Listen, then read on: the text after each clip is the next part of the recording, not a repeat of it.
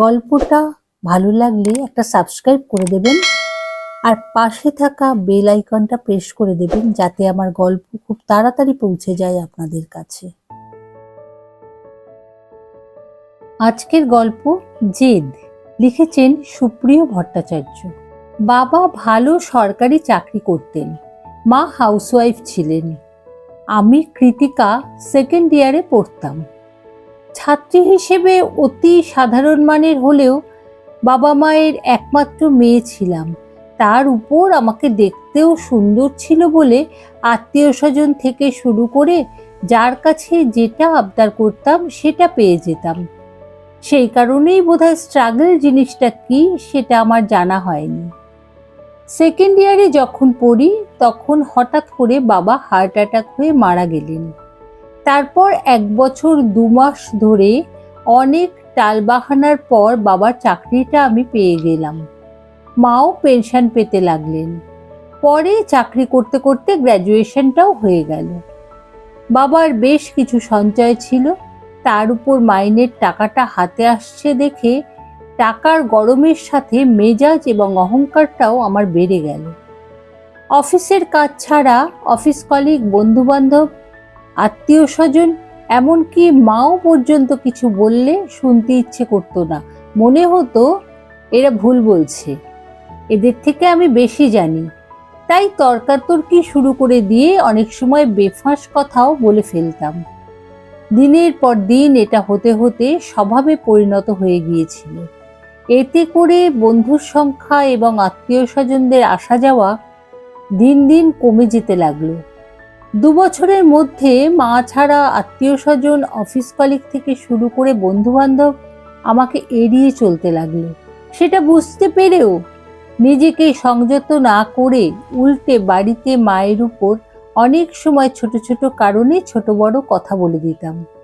মা সেগুলো সহ্য করে হেসে বলতেন, বিয়ের পর তোর স্বামীর সাথেও কি এভাবে কথা বলবি? তাহলে তো তোদের বিয়েটা টিকবে না। উপরওয়ালা মেয়ে মানুষদের অনেক সহ্য ক্ষমতা দিয়ে পৃথিবীতে পাঠিয়েছেন যাতে সব কিছু টিকে থাকে, কিন্তু তুই যেভাবে কথা বলিস বা তোর যা ব্যবহার, তাতে তো মনে হয় তোর ভেতর ছিটে ফোঁটাও সহ্য ক্ষমতা নেই। তোর বাবা থাকতে আত্মীয় স্বজনদের সবসময় এই বাড়িতে আসা যাওয়া ছিল। উনি মারা যাওয়ার পর থেকে তোর ব্যবহারে তারা সব আস্তে আস্তে আসা বন্ধ করে দিয়েছে। তুই বুঝতে পারিস না একটা মেয়ে হয়ে যেভাবে কথা বলিস সেটা তোর বলা উচিত না। আসলে একমাত্র সন্তান ছিলাম বলে কখনো কোনো জিনিস শেয়ার করতে শিখিনি। যা চেয়েছি তাই পেয়ে ভেবে নিয়েছি এগুলো আমার অধিকার। আমার হাতে করে কাউকে কিছু দিতে ভালো লাগে না বলে মার প্রয়োজনীয় জিনিস এনে দিতে, এমনকি বাজার করতেও ইচ্ছে করতো না। অথচ আমি নিজের বিষয়ে কিন্তু খুব সচেতন। নিজের যখন যা লাগে আমি আমার মতো ঠিক কিনে নিই। মা মাঝে মধ্যে আমার কাছে যখন টাকা চায় তখন কেন, কি জন্য 5 বার জিজ্ঞাসা করে রিকোয়ারমেন্টের হাফ টাকা দিয়ে বলে দিই এর মধ্যে হয়ে যাবে। এত টাকা কি করবে? তাছাড়া তুমিও তো কিছু পেনশন পাও, তার থেকে খরচা করতে পারো না? আমার কিন্তু একবারও মনে হতো না আমি স্বার্থপর, অথচ আমার মনে হতো আমার আশেপাশে যারা থাকে তারা সব ধান্দাবাজ। এত কিছুর মধ্যেও আমি যখন শুয়ে থাকতাম মা আমার পাশে এসে গায়ে মাথায় হাত বুলিয়ে দিয়ে বলতেন, বয়স বেড়ে যাচ্ছে, একটা বিয়ে কর, দেখবি সব ঠিক হয়ে যাবে। সাথে সাথে আমার শরীর থেকে মায়ের হাত সরিয়ে দিয়ে বলতাম, আমি ঠিকই আছি, আমার কোনো অসুবিধা হচ্ছে না। তাছাড়া বিয়ে করা মানে তো সহ্য করা, ও আমি পারবো না। মা তবুও বলতেন একজন পরিপূর্ণ নারী হতে গেলে বিয়ে তাকে অবশ্যই করতে হবে। মার চাপাচাপিতে ছেলে দেখতে দেখতে আমার 25 বছর হয়ে গেল। যে ছেলেদের দেখি তাদের সাথে কথা বলে 2-4 দিন ঘুরে বুঝে যেতাম এদের ধৈর্য কম, মেজাজ বেশি, আমার সাথে ম্যাচ করবে না। শেষ পর্যন্ত যার ধৈর্য আছে বেসরকারি সংস্থায় চাকরি করে, আমার থেকে মাইনে কম পায়, দেখতে মোটামুটি ভালো, কথাও বলে আস্তে আস্তে, সেই রকম একটা ছেলে রবিকে বিয়ে করলাম। ফুলসজ্জার দিন রবির বাবা মা আর বোনের সব ব্যাপারে নাক গলানো দেখে সহ্য হচ্ছিল না। তবুও সেই মুহূর্তে কিছু না বলে মনে মনে ঠিক করে নিয়েছিলাম রবিকে আমি আমার বাড়িতে নিয়ে যাব। রাতে যখন রবি আমার খুব কাছে চলে এসেছিল, তখন তাকে জড়িয়ে ধরে বলেছিলাম, তোমাদের এখান থেকে আমার অফিস অনেক দূর, তাছাড়া মাও একদম একা হয়ে যাবে। তাই বলছিলাম, তুমি তো ডেইলি প্যাসেঞ্জারই করো বলে রবির সঙ্গে একটু ঘনিষ্ঠ হয়ে বললাম, তুমি যদি আমাদের বাড়ি থেকে অফিস করো তাহলে তোমার যেমন সুবিধে হবে তেমনি আমারও হবে, মাকেও আর একা থাকতে হবে না। রবি তখন গরম নিঃশ্বাস ফেলতে ফেলতে বলেছিল, ভালোই তো, রোজ রোজ যাতায়াত করার থেকে তোমাদের বাড়ি থেকে সোম থেকে শনি অফিস করে রবিবার বাবা মায়ের কাছে চলে আসবো। আমার প্রথম প্রস্তাব রবি মেনে নিয়েছিল, তাই জন্য আমি খুশি হয়ে সেদিন রবির কাছে আত্মসমর্পণ করলাম। প্রথম প্রথম আমাদের দাম্পত্য জীবন গড়গড়িয়ে চলতে লাগলো। মাস সাতেক ধরে রবিকে যা বলতাম তাই সে শুনত, কিন্তু 9 মাসের মাথায় একদিন বুঝতে পারলাম আমার কথা না শুনে রবি আমার মায়ের কথা শুনে আমার শরীরে মাতৃত্বের ছাপ ফেলে দিয়েছে। সেদিন রবিকে চিটিংবাজ, ছোট লোক এবং ওই তো মাইনে পাও, তাও আবার আমার থেকে অনেক কম, বাচ্চা মানুষ করবে কি করে বলে যখন ঝগড়া করছিলাম, তখন মা রবির হয়ে কথা বলছিল, ও একা করবে কেন, তোরা দুজনে মিলে বাচ্চা মানুষ করবি, তাছাড়া বিয়ে করেছিস যখন, আজ না হয় কাল বাচ্চা তো হতোই। আজ যখন তুই বুঝতে পেরেছিস মা হতে চলেছিস, তখন সেটাকে সেলিব্রেট না করে নিজের স্বামীকে কেউ মাইনের খোঁটা বা ছোট লোক চিটিংবাজ বলে? ভুলে যাস না, তুই যে চাকরিটা করছিস সেটা কিন্তু তুই তোর যোগ্যতায় পাসনি। তোর বাবা হঠাৎ করে মারা গিয়েছিলেন আর আমি কনসেন্ট দিয়েছিলাম বলেই চাকরিটা পেয়েছিস। সেখানে রবি যে চাকরিটা করে সে কিন্তু তার নিজের যোগ্যতায় করে, সুতরাং ভেবেচিন্তে কথা বলিস। সেদিন মা রবির পক্ষ নিয়ে এইসব কথা বলছিল বলে হিতাহিত জ্ঞান হারিয়ে মাকে ধাক্কা দিয়ে ফেলে রবির গালে চড় মেরে বাড়ি থেকে বেরিয়ে যেতে বলেছিলাম। রবি সেদিন মাকে তুলে আমাকে শুধু, কৃতিকা তুমি এটা ঠিক করলে না বলে আমার দিকে বেশ কিছু সময় তাকিয়ে থেকে অফিসের ব্যাগটা নিয়ে চলে গিয়েছিল। সেটা দেখে আরো রেগে গিয়ে ঘরের টিভি, আয়না সব ভেঙে ফেলেছিলাম। 4 দিন পর অ্যাবর্শন করতে গিয়ে যখন একজন লেডি ডাক্তারের কাছে গেলাম, তিনি আমাকে ভালো করে দেখে পরীক্ষা করে বললেন, আপনি বিবাহিত, প্রথম বাচ্চাটা নষ্ট করবেন না, রেখে দিন, কে জানে পরে হয়তো আপনি আর মাই হতে পারবেন না। সেদিন ডাক্তারের কথা না শুনে রাগ হলেও তাকে বললাম, আমার বাচ্চা আমি রাখতে নাও পারি, আপনি টাকা নেবেন, কাজ করবেন, যদি আপনি না করেন আপনার মতো হাজার হাজার ডাক্তার এই কলকাতা শহরে মুড়ি মুড়কির মতো বসে আছে। বলেই বললাম, আপনি করবেন কি না বলুন, আমি বাচ্চা রাখবো না।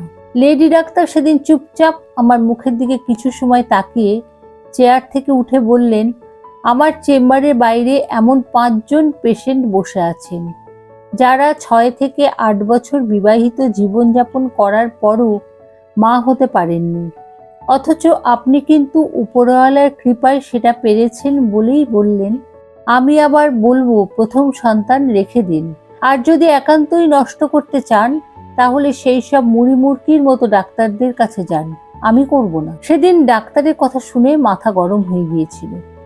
সব দোষ ওই রবি মনে করে অন্য কোনো ডাক্তারের কাছে না গিয়ে সোজা কোর্টে এসে একজন উকিলের সাথে কথা বলে রবির সাথে ডিভোর্সের ফাইল তৈরি করতে দিয়ে বাড়িতে চলে এলাম।